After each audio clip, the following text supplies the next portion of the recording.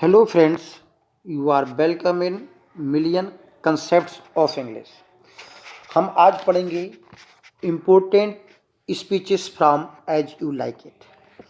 और इससे पहले हम चारों जो ट्रेजडी है main, Hamlet, Othello, King Lear और मैकबेथ, इसके साथ ट्वेल्थ नाइट, एंटोनियो और क्लियोपेट्रा और मिड समर नाइट्स ड्रीम, इन प्लेज की इम्पोर्टेंट स्पीचेस हम पढ़ चुके हैं। आज पढ़ेंगे एज यू लाइक इट। इनको जाकर देख लें क्योंकि स्पीचेस से काफ़ी प्रश्न आते हैं। और सबसे पहले एज यू लाइक इट के करेक्टर्स की बात करें तो समझ लीजिए एक ही परिवार के पढ़ते हैं। पहले ऑरलैंडो इस प्ले का हीरो है और सर रोलैंड डे बॉयस का पुत्र है। ओलिवर इसका बड़ा भाई है और एक और ब्रदर है इनका जिसका नाम है जैक्स, और ये केवल फॉरेस्ट ऑफ आर्डन में देखने को मिलता है, पूरे प्ले में कहीं नहीं मिलता। ओलिवर का एक सर्वेंट है एडम नाम का, जो ऑरलैंडो के साथ देखा जाता है। डेनिस सर्वेंट है ओलिवर का। अब हम हीरोइन रोजालिंड के परिवार के बारे में बात कर लें। ये ड्यूक सीनियर की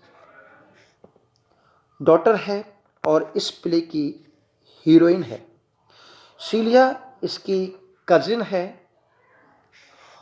और ड्यूक फ्रेडरिक हैं जो कि ड्यूक सीनियर के भाई हैं और रोजा लिन के अंकल हैं, उनकी पुत्री है। टच स्टोन जो है एक कोर्ट फूल है जिसको बोलते हैं क्लाउन है। ड्यूक फ्रेडरिक सीलिया के फादर हैं और यूजर्पिंग ड्यूक हैं उस स्टेट के, क्योंकि इन्होंने ड्यूक सीनियर को निकाल करके राज पर कब्जा कर लिया है। चार्ल्स एक रेस्टलर है ड्यूक फ्रेडरिक के कोर्ट का, इसका जिक्र केवल सेकंड सीन में ही आता है, इसके अलावा कहीं नहीं आता। लाब्यू कोर्टियर है ड्यूक फ्रेडरिक का, इसका भी जिक्र बहुत ज़्यादा नहीं आता। ड्यूक सीनियर जो कि एग्जाइल्ड ड्यूक हैं, फॉरेस्ट ऑफ आर्डन में रहे हैं और ड्यूक फ्रेडरिक के ब्रदर हैं। अब फॉरेस्ट ऑफ आर्डन की बात करें, जब क्योंकि दूसरा दृश्य जो है पूरी प्ले का फॉरेस्ट ऑफ आर्डन में मिलेगा, तो वहाँ कुछ शेफर्ड लोग हैं। कोरिन का नाम आएगा जो कि एक बूढ़ा गड़रिया है। सिल्वियस एक यंग शेफर्ड है जो कि फीबे से प्यार करता है और फीबे जो है एक गड़रिनी है जो कि गैनीमेड यानी कि रोजालिंड के पुरुष रूप में है, उससे प्यार करती है। लेकिन बाद में दोनों की शादी हो जाती है, सिल्वियस और फेबी की। ऑड्रे एक गोड कीपर है, लड़की है, और जिसकी शादी जो है लास्ट में टचस्टोन से होती है। लेकिन विलियम जो एक यूथ है वो ऑड्रे से प्यार करता है लेकिन शादी नहीं हो पाती। सर ओलिवर मार्ट्रिक्स एक फादर हैं चर्च के, और हाइमन गॉड ऑफ मैरिज है। इसके अलावा कुछ लॉर्ड अटेंडेंट्स और म्यूजिशियंस हैं। इसमें आपको जैक्स और एमिन्स नाम को ध्यान रखना पड़ेगा, क्योंकि जैक्स जो है एक अकेला ऐसा लॉर्ड है जो फॉरेस्ट ऑफ आर्डन में सैड है, मेलंकली पोजीशन में है, दुखी है। क्योंकि फॉरेस्ट ऑफ आर्डन में कहा जाता है कि कोई भी व्यक्ति दुखी नहीं रहता, तो ये अकेला लॉर्ड है, वहाँ दुखी रहता है। एमिन्स के आपको गीत सुनने को मिलेंगे। चलिए शुरू करते हैं। पहले ही स्पीच है। It is true for those that she makes fair, she scarce makes honest, and those that she makes honest, she makes very ill favouredly. यहाँ ऑनेस्ट का मतलब जो है यहाँ पर गुणवती होना है, यानी कि गुणों को रखना। सिचुएशन क्या है, सीलिया और रोजालिन दोनों बातें कर रही हैं और ये सेकंड सीन है एक्ट फर्स्ट का। रोजालिन काफ़ी खुश है और वह अधिक खुश होना चाहती है। वह ऐसे ही कैजुअली कहती है, कैजुअली सीलिया कहती है, ये सीलिया की स्पीच है। It is true that for those that she makes fair she scarce make honest, कि भाग जिन सुंदरियों को, जिन महिलाओं को गुण देता है, यानी जिन युवतियों को गुण देता है तो उन्हें सुंदर नहीं बनाता, और जिनको सुंदरता देता है उनको गुण नहीं बनाता। ये पूरे उसका है। कह रहा it is true for those that she makes fair स्कर्स make honest, यानी कि जिनको फेयर बनाता है तो उनमें गुणों का अभाव कर देता है। And those that she makes honest, और वह जिनको गुण बनाता है मेक्स वेरी इल फेवर्डली, तो भाग्य उन पर दया नहीं करता, उनको भाग नहीं देता। तो ये इंपॉर्टेंट स्पीच हो सकती है। तो इसी के अगले तुरंत जो है रोजालिन उससे कहती है नहीं, ऐसा नहीं है। Now those goes from fortunes of his nature, कि तुमने जो कहा है उसमें भाग्य और प्रकृति के कार्यों में तुमने गड़बड़ कर दिया है, मिला के रख दिया। बोले प्रकृति अलग है और भाग्य कुछ अलग है। तो भाग्य और प्रकृति दोनों में रोजालिन यहां पर अंतर करते हुए कहती है, क्या कहती है? Fortune range in gifts of the world. बोले भाग्य का जो संबंध है वो संसार के भौतिक उपहारों से है। कहने का अर्थ यह है जीवन में जो सुख सुविधाएं हैं उसको भाग्य कहते हैं, not in the lineaments of nature. Lineaments का अर्थ है यहां पर नाक नक्श, और जबकि जो नाक नक्श होते हैं किसी भी युवती के या किसी पुरुष के, यानी कि अर्थात जो शारीरिक सुंदरता होती है उसका संबंध प्रकृति से होता है। तो समझ गए, दोनों में इसने अंतर बताया कि भाग्य का संबंध भौतिक चीजों से है और सुंदरता का संबंध प्रकृति से है। ये बहुत इंपॉर्टेंट स्पीच है, ये काफी इंपॉर्टेंट है। Beauty provoked thieves sooner than gold. इसका अर्थ है कि जो सुंदरता है तो चोरों को धन की अपेक्षा अधिक आकर्षित करती है। यानी कि एक तरफ नारी सौंदर्य रख दिया जाए और दूसरी तरफ धन, तो चोरों को नारी सौंदर्य अधिक आकर्षित करेगा। सिचुएशन क्या है इसको बोलने की? ड्यूक फेडरिक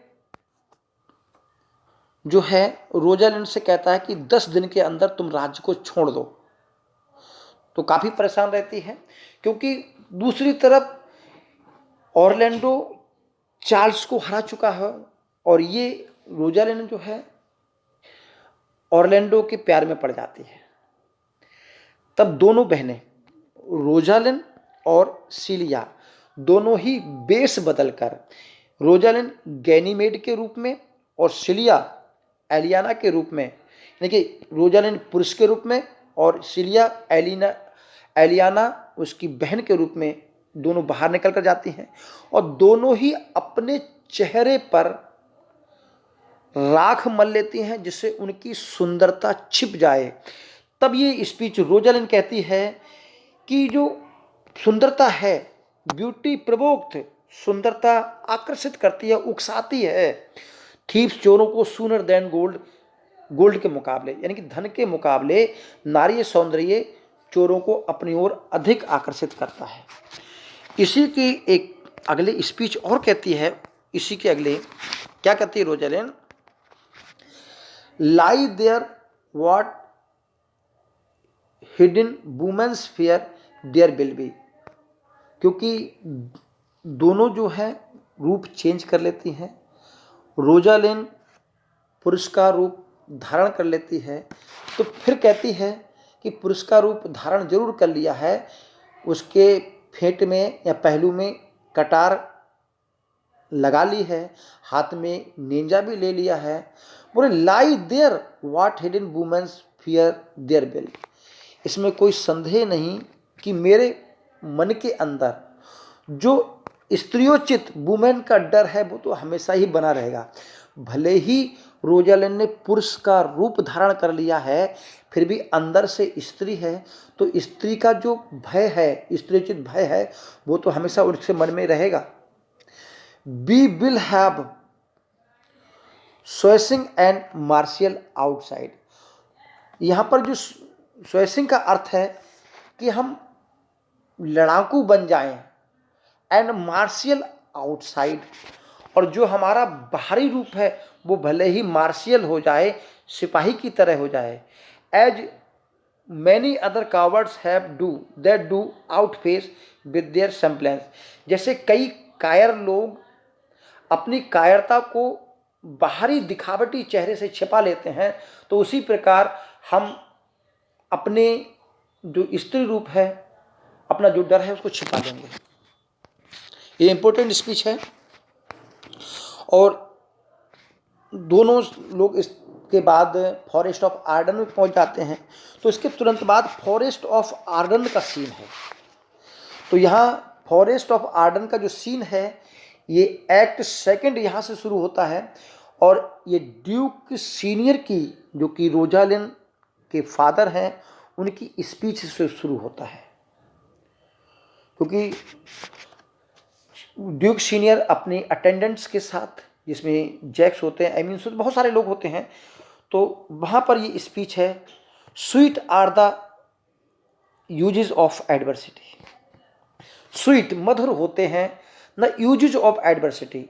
तो एडवर्सिटी का अर्थ यहाँ पर दुख भी है, कष्ट भी है और निर्धनता भी है। लेकिन निर्धनता तथा कष्टों के लाभ भी कम नहीं होते हैं, उसके अनेक फायदे हैं, ये ड्यूक सीनियर यहाँ पर कहते हैं।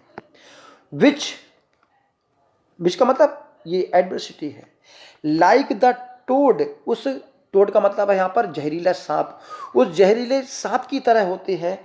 अगली एंड वेनमस, जो बदसूरत होता है और जहरीला होता है। Bears it a precious jewel in his head, इसके बावजूद भी उसके सिर में कीमती मणि होती है। तो यहाँ पर अर्थ ये है कि इन मुसीबतों की तुलना उस सांप से करते हुए कहते हैं कि सांप देखने में भद्दा और विषैला होता है, परंतु अपने सिर में एक बहुत ही मूल्यवान मणि रखता है।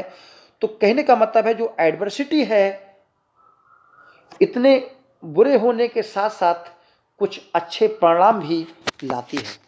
चलिए अगला पढ़ते, बहुत इंपॉर्टेंट स्पीच है, इसको आप ध्यान रखेंगे।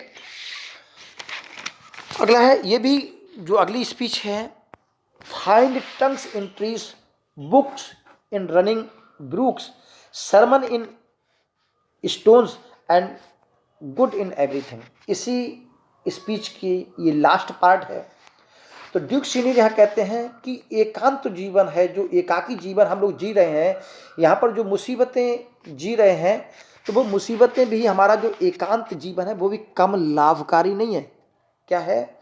फाइंड टंग्स इन ट्रीज, पेड़ में जो हम भाषा पढ़ लेते हैं, फाइंड टंग्स इन ट्रीज, हम पेड़ों से बातें कर लेते हैं। तो कहने का मतलब है शांत पेड़ भी अपनी निजी भाषा में हमसे बात करते हैं। बुक्स इन रनिंग ब्रूक्स, और जो बहते हुए झरने हैं उनमें भी हम बहुत कुछ पढ़ लेते हैं। बुक्स मैंने उनको पढ़ लेते हैं। सरमन इन स्टोन्स, और जो बहुत सारे पत्थर हैं वो भी हमें नैतिकता की बात सिखाते हैं। एंड गुड इन एवरीथिंग, और इस प्रकृति में मुझे हर चीज अच्छा ही नजर आता है, यानी हर चीज में भलाई ही भलाई नजर आती है। तो आप लोग जरा गौर से देखें, तो ये आपकी जो 2 लाइन्स हैं, क्या आपको किसी तरह विलियम वर्ड्सवर्थ की पोइम की जो लाइन्स जैसी प्रतीत नहीं होती? अगर ये चीज़ क्वेश्चन पेपर में आ जाती है और उसमें विलियम वर्ड्सवर्थ एक ऑप्शन होता है, तो नेचुरल है कि आप लोग कन्फ्यूजन में इसको विलियम वर्ड्सवर्थ मानेंगे। ठीक है, तो इसको याद रखेंगे, काफ़ी इंपॉर्टेंट लाइन्स हैं, एज यू लाइक इट। ये स्पीच जो है एडम की है और एक्ट सेकंड का सीन थर्ड है। यहाँ पर इस सिचुएशन बताते हैं कि ओलिवर जो कि ऑरलैंडो का बड़ा भाई है, उसके घर के आगे का सीन है ये वाला, उसके घर के आगे का सीन है और वहीं की स्पीच है, और ये एडम की स्पीच है। आप जानते हैं कि ऑरलैंडो काफ़ी सज्जन व्यक्ति होता है और उसका भाई उतना ही ज़्यादा उसको परेशान करता है। तब ऑरलैंडो से एडम कहता है, know you not master to some kind of man their graces, graces का मतलब यहां पर उनकी गुण, serve them but as enemies. Know you not, मालिक भले ही आप नहीं जानते लेकिन आपको जानना चाहिए, to some kind of man, जैसे उन्हीं उसी को उदाहरण देते हुए कहता है कि कभी कभी कुछ लोगों के जो गुण होते हैं वो उस व्यक्ति के लिए शत्रुता का काम करते हैं। तो कहते हैं कभी कभी इंसान की अच्छाई भी उसके लिए घातक सिद्ध होती है। ये एडम कहना चाह रहा है ऑरलैंडो से, और एडम सर्वेंट है ओलिवर का। चलिए अगला पार्ट है, अगला जो स्पीच है ये भी शायद ऑरलैंडो की ही, एडम की ही है। Oh what a world is this when what is comely and envenoms him that bears it. इसी की अगली स्पीच है, कहते हैं oh what a world is this, ये संसार कितना कैसा है, ये संसार कितना अजीब है। व्हेन व्हाट इज कॉमली, जो इस संसार में सुंदर है, कॉमली का मतलब यहां पर शांत है, सुंदर है। इनवेनवस हिम, ये उसके लिए विष धारण का काम करता है, दैट बियर्स इट, जो इसको रखता है। तो कॉमली का मतलब हम सुंदर चीजें हैं। बोले ये दुनिया भी कितनी अजीब है कि इस दुनिया में जो सुंदर चीजें हैं और उन सुंदर चीजों को रखने वाला व्यक्ति के लिए वो सुंदर चीजें जहर का काम करती हैं, विष का कारण करती हैं, यानी कि उसको नुकसान पहुंचाने का काम करती है। अगली स्पीच है टच स्टोन की, और ये रोजालिंड से कहता है, क्योंकि फॉरेस्ट ऑफ आर्डन का सीन है। रोजालिंड, सिलिया, टच स्टोन जंगल में घूम रहे हैं। विष, तो यहाँ पर ये स्पीच जो है रोजालिंड, ध्यान आ रहा है रोजालिंड से नहीं कही है, ये टच स्टोन की स्पीच है। तो सिल्वियस जो होता है, अभी बात की थी, वो एक चरवाहा होता है और फीबे से प्यार करता है, लेकिन फीबे उसके प्यार को नहीं स्वीकार करती है। तो ये शिकायतें जो है सिल्वियस कोरिन से करता है, तो उसकी दर्द भरी बातें, उसकी प्यारी भरी बातें रोजालिंड सुनती है। तो रोजालिंड कहती है कि मुझे भी अपने प्यार की याद आ गई तुम्हारी बातों को सुनकर। तब टचस्टोन कहता है, we that are true lovers, हम जो सच्चे प्रेमी होते हैं, रन इनटू स्ट्रेंज कैपर्स, एक प्रकार के मूर्खतापूर्ण काम करते हैं।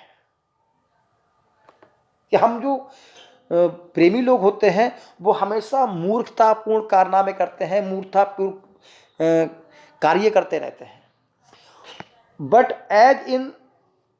As all is mortal in nature, जिस प्रकार इस प्रकृति में हर चीज मोर्टल है, नाशवान है, so is all nature in love mortal in folly, तो उसी प्रकार नाशवान चीजों की तरह जो प्रेमी होते हैं वो भी मूर्खतापूर्ण कार्य करते हैं। बोले जिस प्रकार जब तक इस दुनिया में नाशवान चीजें रहेंगी तब तक प्रेमी जो है मूर्खतापूर्ण कार्य करते रहेंगे। ये टचस्टोन की स्पीच है, बहुत ज़्यादा इंपॉर्टेंट तो नहीं है, खैर चलिए अगले पढ़ते हैं। ये जो सॉन्ग है under the green wood tree, ये एमीन्स का सॉन्ग है। एमीन्स वहाँ पर लॉर्ड्स हैं, ये एमीन्स का सॉन्ग है। क्योंकि फॉरेस्ट ऑफ आर्डन के एक छोर पर तो ये टच स्टोन, रोजालिन, ये सब होते हैं। दूसरी तरफ वहाँ कार्यक्रम चल रहा होता है, तो वहाँ पर ये गीत गाते हैं, means under the greenwood tree, बहुत फेमस सॉन्ग है। Who loves to lie with me and turn his merry note unto the sweet bird's throat. Under the greenwood tree, इस हरे भरे जंगल के पेड़ों के नीचे।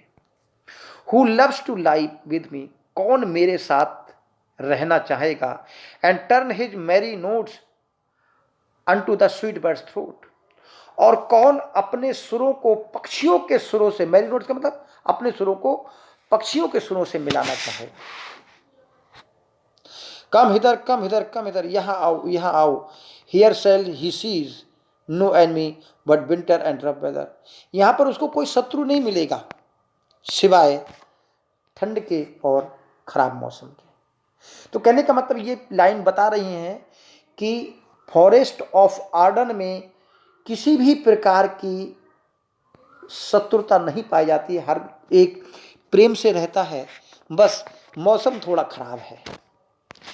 तो ये एमिन्स जो है गीत गाता है, और ये 5वां सीन है।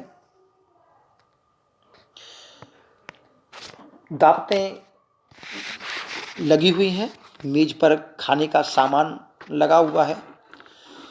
तो ड्यूक सीनियर हैं, वो इंतजार कर रहे हैं जैक्स का, और जैक्स के बारे में पूछते हैं।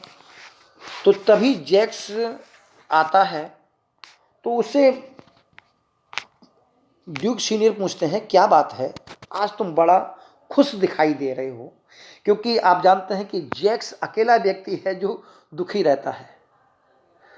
तो वह एक जैक्स जो है एक विदूषक से मिलकर आता है, जो रंग बिरंगे कपड़े पहनता है, टच स्टोन की बात कर रहा है। तो कह रहा है, उसकी स्पीच है, क्या कहता है, and after 1 hour more it will be 11, यानी कि 1 घंटा के बाद 11 बज जाएंगे, और 1 घंटा पहले 9 बजे थे। And so from hour to hour be ripe and ripe, इसी प्रकार 1 घंटे के बाद घंटों बीतते रहते हैं, उसी प्रकार बी राइप एंड राइप, हम अपनी जिंदगी में जो है पकते जाते हैं, पकते जाते हैं। And then from hour to hour be rot and rot, और इस प्रकार समय बीतते बीतते हम सड़ते जाते हैं, सड़ते जाते हैं। And thereby hangs a tale, और फिर हम लास्ट में चू पड़ते हैं, यानी कि मर जाते हैं। This is the philosophy of life. इन लाइनों में जो जीवन का दर्शन है वो जैक्स बताने की कोशिश कर रहे हैं कि जिस प्रकार घंटे घंटे करके समय बीतता रहता है, उसी प्रकार पल पल करके हमारी ज़िंदगी बीतती रहती है, और लास्ट में हमारी ज़िंदगी पके फल की तरह नीचे गिर जाती है, और हम टपक जाते हैं और मर जाते हैं।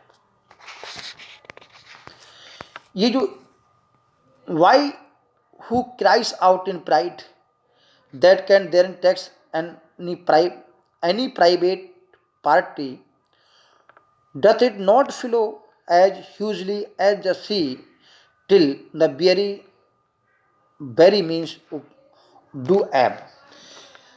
तो यहाँ पर ये इसी के अगले की स्पीच है। तो यहाँ पर जैक्स जो है, जैक्स की ही स्पीच है, और इसी के अगले की स्पीच है। यहाँ ये बता रहे हैं कि घमंड एक व्यक्ति के लिए किस प्रकार नुकसानदायक होता है। कह रहा है, why who cries out on pride, जो लोग क्राइज आउट ऑन प्राइड, गर्व का उपहास उड़ाते हैं, that can there tax any private party, तो यहाँ पर वे किसी भी व्यक्ति को नुकसान नहीं पहुंचाते, या वे किसी भी व्यक्ति को, प्राइवेट व्यक्ति को का बुरा नहीं करते। कह रहा है, डथ इट नॉट, इट आया है गर्व के लिए, घमंड के लिए, not flow as usually as the sea, कि जो गर्व है वो समुद्र के उस ज्वार भाटे के समान है। Till that very means to do ebb, ebb का यहाँ पर अर्थ है गायब कर देना, समाप्त कर देना। तो जब ये जिस व्यक्ति के जीवन में आता है तो उसकी हर चीज बहा कर ले जाता है, और उस व्यक्ति का जो भविष्य है वो गायब कर देता है, यानी कि उसको बिल्कुल गरीब बना देता है। ये बहुत सुंदर स्पीच है ये वाली, और आप जानते हैं ये स्पीच एग्जाम में बहुत ज़्यादा आती है। All the world is a stage and all the man and women merely players. They have their exist and their entrance, and one man in this time play many parts. तो ये speech भी Jacques की है। चलिए situation बता दे रहे हैं। अभी हमने बात की थी कि खाने की मेज जो है वो सजी हुई है, मेज पर खाना लगा हुआ है। उधर ऑरलैंडो एडम के साथ जंगल में भटक रहा है, और एडम काफ़ी बूढ़ा है तो चल नहीं पा रहा है, तो उसके खाने की तलाश में ऑरलैंडो घूमता है। तो उस जंगल में उस जगह पहुंचता है जहां पर ड्यूक सीनियर अपने अटेंडेंट्स के साथ, लॉर्ड्स के साथ बैठे हुए हैं। तो वो तलवार के बल से उन पर किससे खाने मांगता है। तब ड्यूक सीनियर उसको खाने पर आमंत्रित करते हैं। तो ऑरलैंडो कहता है कि मेरे साथ एक और व्यक्ति भी है, वो काफ़ी दुखी है। तो ये ड्यूक सीनियर की स्पीच है। उसके बाद हम जैक्स की स्पीच पढ़ेंगे। क्या है? ड्यूक सीनियर जैक्स से कहते हैं, thou seest we are not all alone unhappy. देखिए, हम अकेले इस दुनिया में दुखी नहीं हैं। कहने का मतलब ड्यूक सीनियर कहते हैं जैक्स को संबोधित करके, देखो ऑरलैंडो भी दुखी है, उसके साथ और व्यक्ति हैं वो भी दुखी हैं। इस दुनिया में हम रह रहे हैं, बोले हम अकेले दुखी नहीं है, बहुत सारे लोग दुखी हैं। This wide universal theatre. तो यूनिवर्सल थिएटर कह रहा है ये दुनिया जो है एक विशाल थिएटर है, रंगमंच है। प्रेजेंट मोर वोफुल पेजेंट्स। तो पेजेंट्स का मतलब यहां पर दुखी दृश्य, देन द सीन। बोले जब कोई दृश्य दिखाई दिया जाता है तो उस दृश्य में दिखने वाले जितने भी दुख भरे दृश्य हैं उससे कहीं ज्यादा दृश्य इस दुनिया के रंगमंच में पाए जाते हैं। तब जैक्स कहता है, तब ये स्पीच, उसके बाद जैक्स की स्पीच है। तो मैंने इस स्पीच को यहां पर इसलिए लिया है कि ये भी स्पीच इंपॉर्टेंट है कि दुनिया एक विशाल रंगमंच है, और इस रंगमंच पर जितने हमको दुख प्रदर्शित किए जाते हैं या दुख दिखाई देते हैं उससे कहीं ज़्यादा दुख इंसान के जीवन में है। ये ड्यूक सीनियर की है। तब कहता है all the world a stage. ये संसार जो है वो एक रंगमंच के समान है। And all the man and women merely players. और इस दुनिया के जितने महिला और पुरुष हैं, स्त्री और पुरुष हैं, इस रंगमंच के पात्रों के समान है। They have their exits and their entrances. वे आते हैं और इस रंगमंच पर अपने प्रदर्शन को करते हैं। And have their exits and their entrances. आते हैं और अपना रोल अदा करते हैं, और अपने अभिनय करने के बाद वे चले जाते हैं। And one man in this time place many parts. और एक व्यक्ति इस दुनिया के रंगमंच पर बहुत सारे रोल को अदा करता है, बहुत सारी भूमिकाओं को निभाता है। तो यहीं पर जैक्स ने 7 टाइप्स की भूमिकाओं के बारे में वर्णन किया है। अगली स्पीच को पढ़ते हैं। ये स्पीच, ये जो सॉन्ग है ये भी एमीन्स का है। तभी ऑरलैंडो इसके बाद वहां आ जाता है क्योंकि दावत चल रही होती है, क्योंकि एडम के साथ वो आता है, खान पान चल रहा होता है, उसी के साथ ये एमीन्स का गीत शुरू होता है। Blow blow thou winters wind, thou are not so unkind as man's इनग्रेटिट्यूड।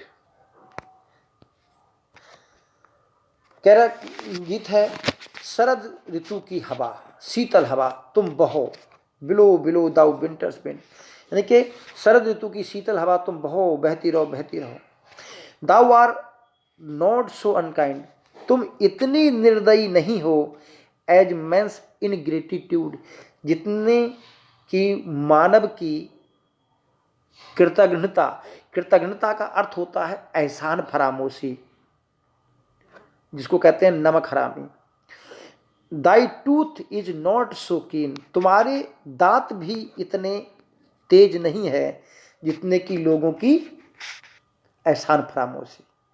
तो सो कीन का मतलब बहुत तेज है, और टूथ का मतलब है जब ठंडी हवा बहती है तो उसका स्पर्श जो है काफी चुभन भरा होता है। Because thou art not seen, क्योंकि तुम दिखाई नहीं देती। Although thy breath be rude, हालांकि तुम्हारा जो ब्रीथ है, तुम्हारा जो एहसास है वो काफ़ी वेदना भरा है और हम लोगों को शहर देता है, हम लोग शहर जाते हैं तुम्हारे एहसास से।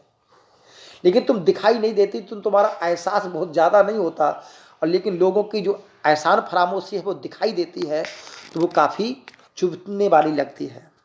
ये गीत है और गहरा अर्थ निकालता है। ये भी स्पीच बहुत ज़्यादा इम्पोर्टेंट है, बहुत ज़्यादा इम्पोर्टेंट।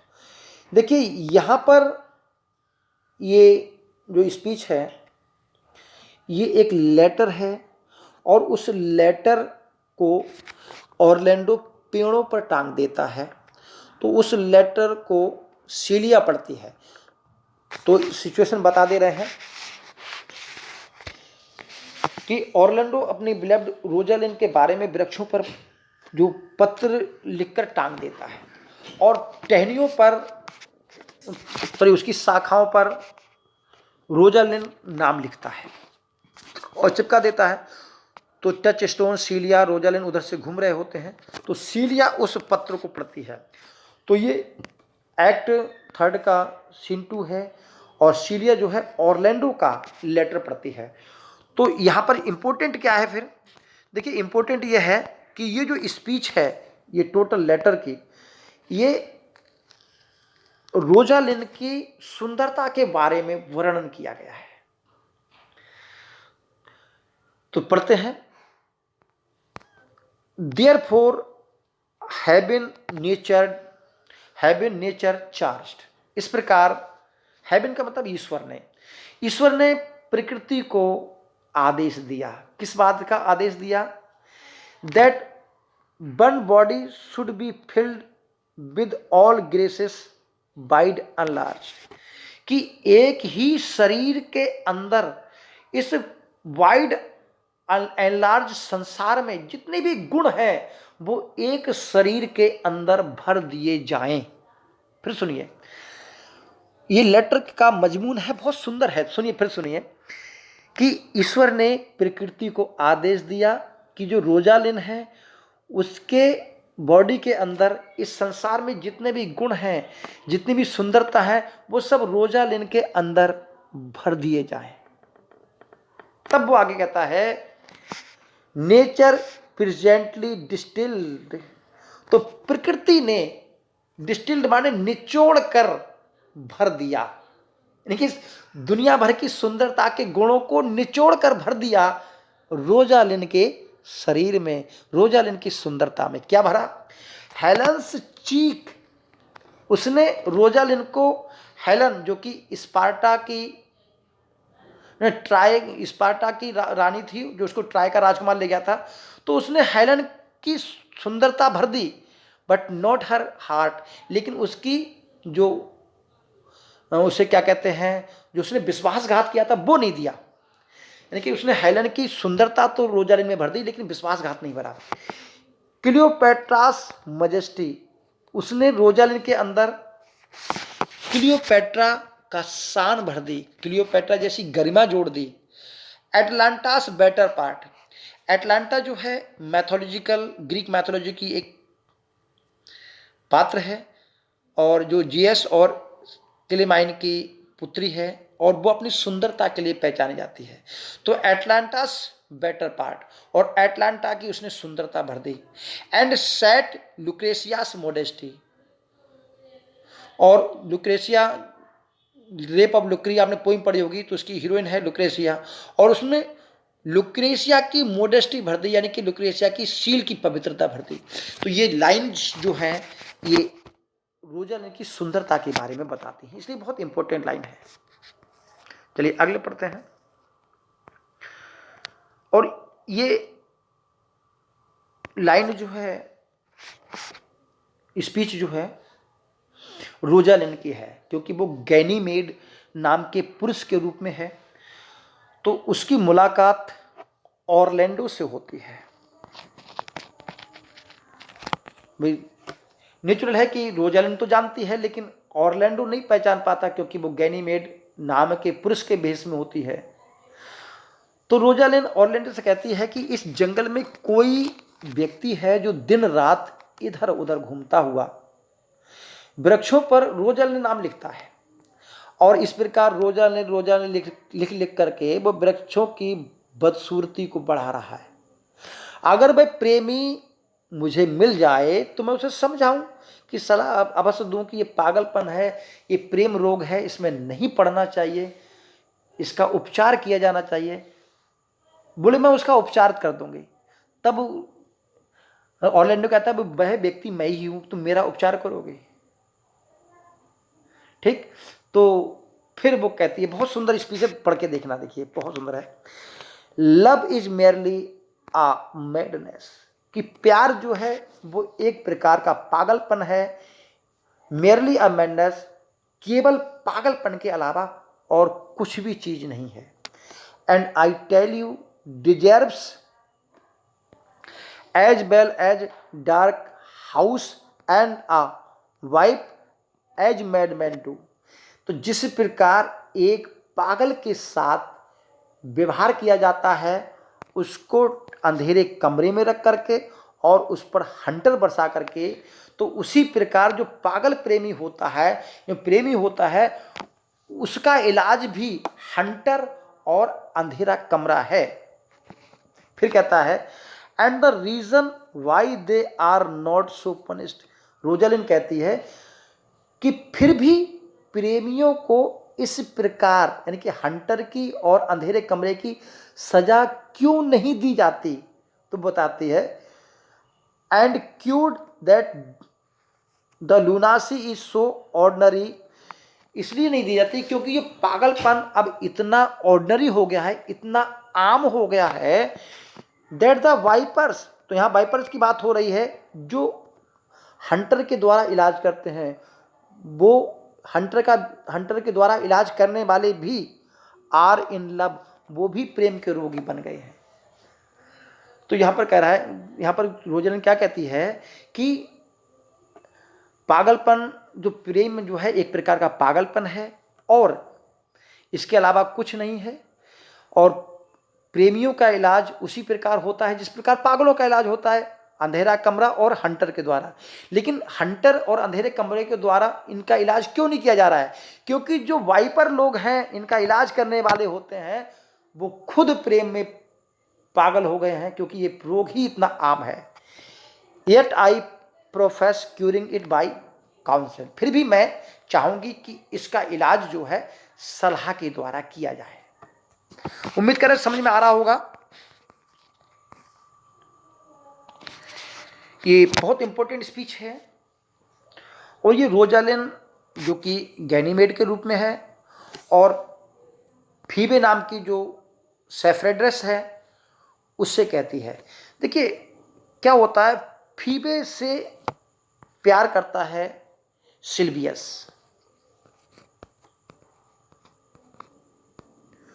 सिल्वियस प्यार करता है फीबे से। तो दोनों जंगल में भाग रहे होते हैं, सिल्वियस पीछे पीछे, फीबे आगे आगे, काफ़ी झिड़की देती है फीबे।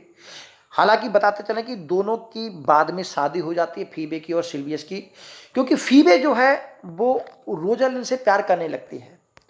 फीबे जो है रोजालिन से प्यार करने लगती है। तो आप जानते हैं कि रोजालिन तो लेडी है, नहीं भले ही गैनीमेड पुरुष के रूप में है। तब दोनों की मुलाकात होती है, क्योंकि सिल्वियस भी वहीं होता है। तो फीबे उससे कहती है कि मैं तुमसे प्यार करने लगी हूं। तब रोजालिन कहती है I pray you do not fall in love with me, मैं तुमसे प्रार्थना करती हूं कि तुम्हें मेरे प्यार में नहीं पड़ना चाहिए, तुम मेरे प्यार में मत पड़ो। फॉर, क्योंकि I am falser than vows made in wine, कि मैं इतनी झूठी हूँ, उस शराबी से भी ज़्यादा झूठी हूँ जो शराब के नशे में कस्में खाता है। तो शराब के नशे में कोई शराबी अगर कस्में खाता है तो झूठी कस्में होती हैं, तो बोले मैं उससे भी ज़्यादा झूठी हूँ, इसलिए मेरे प्यार में तुम मत पड़ो। तब उसके आगे फिर भी कहती है कि मुझे तो तुमसे एक ही बार में प्यार हो गया। Whoever loved that loved not at first sight। उसने क्या प्यार किया जिसने पहली नज़र में प्यार नहीं किया। नहीं, जिस व्यक्ति ने पहली नज़र में प्यार नहीं किया उसने क्या प्यार किया। तो ये बात फीबे रोजालिंड से की गई कहती है। और ये जो इस लाइन है, ये लाइन क्रिस्टोफर मार्लो की है। आप जानते हैं कि मार्लो हमारे कौन है, प्ले राइट है, किसके, यूनिवर्सिटी बिट्स के।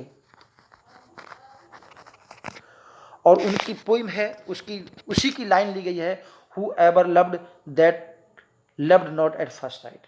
ठीक, तो ये विलियम शेक्सपियर ने अपने प्ले के लिए ये लाइन बारो की है मार्लो की पोइम से। तो ओरिजिनली ये पोइम किसकी है, मार्लो की। ठीक है, ये पूछा जा सकता है इसलिए मैंने आपको बता दिया। अब ये स्पीच है, ये भी रोजालिंड की है, एक्ट 4 का सीन 1 है। तो इसमें क्या है कि रोजालिंड और ऑरलैंडो पति पत्नी की तरह जो है एक विवाह की जो कस्में हैं उसको खाने की एक्टिंग करते हैं, यानी कि रिहर्सल कर रहे हैं। क्योंकि रोजालिंड जो कि गैनीमेड के रूप में है, तो वो कहती है कि तुम मुझको अपनी रोजा मान लो और जो तुम अपनी रोजा के लिए करने वाले हो वो सब कहो। तो वो बहुत तरह तरह की कस्में खाता है कि मैं रोजा के लिए ऐसा करूंगा, मैं ऐसा करूंगा। और फिर वो गैनीमेड के रूप में रोजालिंड कहती है कि क्या तुम उससे सदा सदा के लिए प्यार करोगे या उसको कुछ दिन बाद छोड़ दोगे। तो वो कहता है कि मैं उसे हमेशा अपनी जिंदगी भर अपने साथ रखूंगा। तब रोजालिंड कहती है, men are April when they woo, woo माने होता है शादी के लिए प्रेम प्रदर्शित करना, दिसंबर व्हेन दे आर बैड, और दिसंबर महीने की तरह उनमें गुण आ जाते हैं जब वो शादी कर लेते हैं। तो कहने का मतलब प्यार करते समय जो पुरुष होते हैं वो अप्रैल महीने के दिन की तरह काफी विनम्रता से प्रेम प्रदर्शित करते हैं, लेकिन जब उनकी शादी हो जाती है तब वो दिसंबर के महीने की तरह ठंड जो पड़ती है उसकी तरह शुष्क हो जाते हैं। और दूसरी तरफ कह रही जो कुंवारी लड़कियां होती, जो मैड्स होती हैं, आर में व्हेन दे आर मैड्स, वे जब कुंवारी होती हैं तो मई के महीने की तरह होती हैं। तो देखिए मई का महीना इंग्लैंड की बात हो रही है तो काफ़ी सुहावना होता है, वहाँ बसंत ऋतु होती है और खुशियों का भरा मौसम होता है।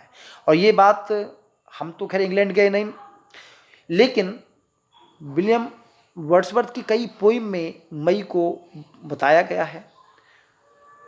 तो कह रहा जो लड़कियां जो होती हैं, कुंवारी लड़कियां, वो शादी से पहले काफ़ी खुश होती हैं मई के महीने की तरह। But the sky changes when they are wives, लेकिन तब मौसम बिल्कुल बदल जाता है जब वो पत्नियां बन जाती हैं। अब वो खुश नहीं रहती बल्कि चिड़चिड़ी हो जाती हैं। तो इसी के अगले तुरंत स्पीच है, क्योंकि वो कसम खाता है कि मैं ऐसा करूंगा, वैसा करूंगा, मैं बिल्कुल अपने वादे पर पक्का रहूंगा। तब रोजालिंड कहती है, बोले ये तो वक्त बताएगा, ये तो वक्त बताएगा कि कौन अपने वादे को निभा पाता है और कौन वचन को नहीं निभा पाता। Time is the old justice, कि समय जो है एक पुराना निर्णायक है, वही निर्णय लेता है। That examines all such offenders, ऐसे वादा खिलाफी जो लोग करते हैं, जो वादा करते हैं, उनके बारे में वही परीक्षण करता है। एंड लेट टाइम ट्राई, चलो समय को अपना समय को अपनी बात निभाने दो। समय तय करेगा कि क्या होने वाला है और क्या नहीं होने वाला है, कौन अपना वादा निभाएगा और कौन अपना वादा तोड़ेगा। ये सब जो है हमको समय पर ही छोड़ देने चाहिए। चलिए, ये शायद लास्ट स्पीच है। ये टचस्टोन की स्पीच है विलियम से। और विलियम जो है आप जानते हैं ऑड्रे से शादी करना चाहता है, लेकिन ऑड्रे की शादी टचस्टोन से होती है। बता दें 2-3 शादी याद कर लीजिए। ऑरलैंडो की रोजालिंड से, ओलिवर जो कि ऑरलैंडो का भाई है सिलिया से, सिल्वियस की शादी फीबे से होती है, और टचस्टोन की शादी जो है ऑड्रे से होती है, और विलियम की शादी नहीं होती। तो यहाँ पर टचस्टोन से बहुत सारी बातें पूछता है, तो वो काफ़ी घमंडी भरी बातें करता है, घमंड भरी। कहता मैं अमीर भी हूँ और बुद्धिमान भी हूँ। तब टचस्टोन कहता है the fool doth think he is wise. जो मूर्ख लोग होते हैं वो सोचते हैं कि वो बुद्धिमान है, but the wise man knows himself to be a fool. लेकिन जो बुद्धिमान व्यक्ति होता है वो कभी भी अपने आप को मूर्ख से बढ़कर नहीं मानता। और ये लास्ट है। रोजालिन एपिलॉग को पढ़ती है, और नॉर्मली जो एपिलॉग होता है, जो भरत वाक्य होता है किसी भी प्ले का, उसको पुरुष कलाकार पढ़ता है। तो यहाँ पर क्षमा भी मांगती है कि मैं रोजालिन जो कि स्त्री हूँ, इस भरत वाक्य को पढ़ रही हूँ, जो किसी प्ले की सार को बताता है और बताता है कि प्ले सफल होना चाहिए। तो फिर यहाँ पर कहती है कि किसी प्ले की सफलता या असफलता भरत वाक्य पर निर्भर नहीं करती। जिस प्रकार good wines needs no bush. एक अच्छी शराब होती है, उसको किसी झाड़ी की आवश्यकता नहीं होती है, कि झाड़ियों में छिपा भी दिया जाए तब भी उसकी बिक्री होती रहती है। तो उसी प्रकार अगर प्ले अच्छा है तो उसको भरत वाक्य की आवश्यकता नहीं है, एपिलॉग की आवश्यकता नहीं है, वो तब भी सफल हो जाएगा। तो उम्मीद कर रहे हैं आपको ये पसंद आया होगा। तो प्लीज़ चैनल को सब्सक्राइब जरूर कर लें, बेल आइकन दबा लें ताकि और भी आपको मिलते रहें। Thank you, all the best.